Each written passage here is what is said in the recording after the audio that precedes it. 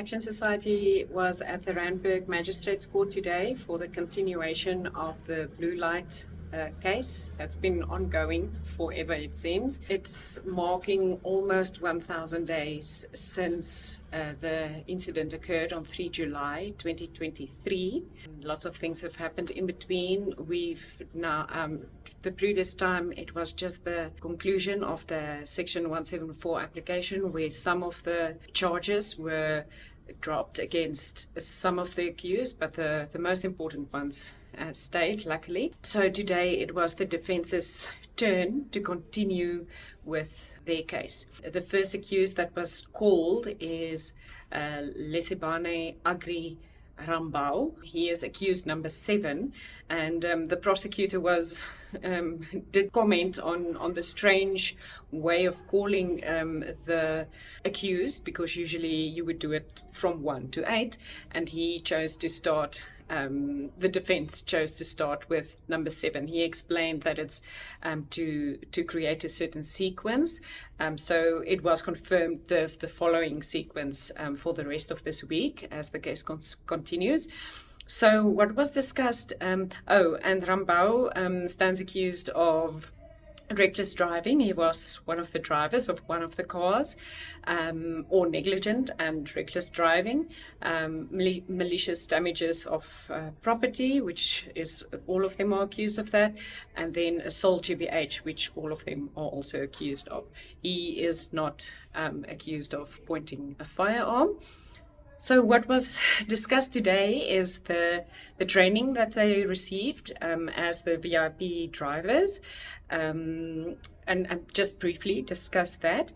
And then the main focus of today was to explain the standard structure of how that VIP convoy usually works, the formation, the types of cars. There's a lead, there's a pilot, there's the main car, then there's a first backup, a second backup, and then a CAT vehicle. So that was explained in detail, and the role of each of those vehicles were discussed and something interesting that was asked is how civilians are supposed to react when they see a blue light convoy approaching them, and then how the protection unit should respond if the civilians do not follow the rules that we are almost all not certain what the rules are. But anyways, and something interesting, which was actually very helpful, is the accused used cell phones from the defense lawyer and his other co-accused to explain how the cell phones were used to portray cars, to show exactly how the whole incident happened on that day. So that was explained, and that's and then interesting how they sit in the cars. Usually they sit back to back. The two in the back sit with their backs to each other so that they can keep an eye on the side and on the back of them. So they also demonstrated that in the court, and so they just made it clear on how they perceived the events went on that day. Nothing earth-shattering that came out. Something interesting that Rambau said is he was asked what is his comment on the charge of negligent or reckless driving, and he said, we don't usually drive like that.